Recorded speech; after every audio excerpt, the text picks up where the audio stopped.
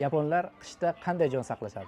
Assalomu alaykum hurmatli ko'rarmanlar. Xullas, hozir siz ko'rib turganingiz mana shu xontaxta kotatsu deyiladi. Bu kotatsu degani bizni o'zbek tilimizda sandal deymiz-ku.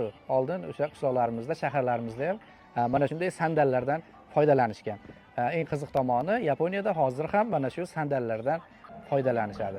Bu sandallar Yaponiyada madaniyat darajasiga chiqqan. Har qanday xonadonga bormang, o'sha albatta bitta sandal bo'lishi shart. Bu sandallarning har xil turlari bor. Mana hozir siz ko'rib turganingiz kattaroq, balandroq xontaxtaga o'xshagan sandal. Yaponlarning kichkina mana bunday o'tirib bizning kichkina xontaxtalarimizga o'xshagan sandallari ham mavjud. Esingizda bo'lsa, biz bolaligimizda ham bo'lardi. Cho'g' bilan, ko'mir bilan qizitilgan sandallar bo'lardi. Yaponlarda ham xuddi shunaqa olov bilan, cho'g' bilan, ko'mir bilan, o'tin bilan qizitilgan sandallar bo'lgan ekan. Lekin hozirda mana shunday zamonaviy sandallar chiqib ketgan. Bu sandalni bunday oddiy ko'rpaga o'xshagan narsa bilan ulab qo'yilgan, mana ko'rishingiz mumkin.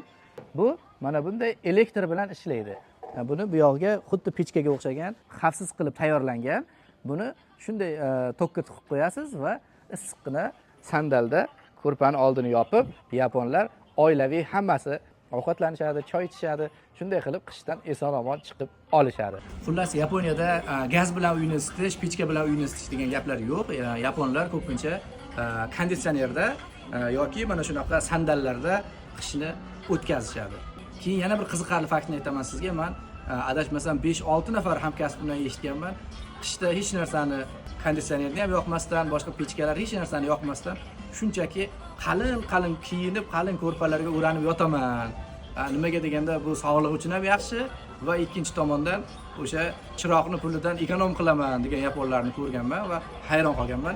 Yaponiyada sovuq unchalik bo'lmasligi, bizdek sovuq bo'lmasligi mumkin deyishingiz mumkin. Yo'q, unaqa emas.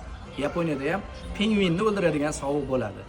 Shunaqa gaplar asosida ko'rarmanlar. Salomat bo'ling.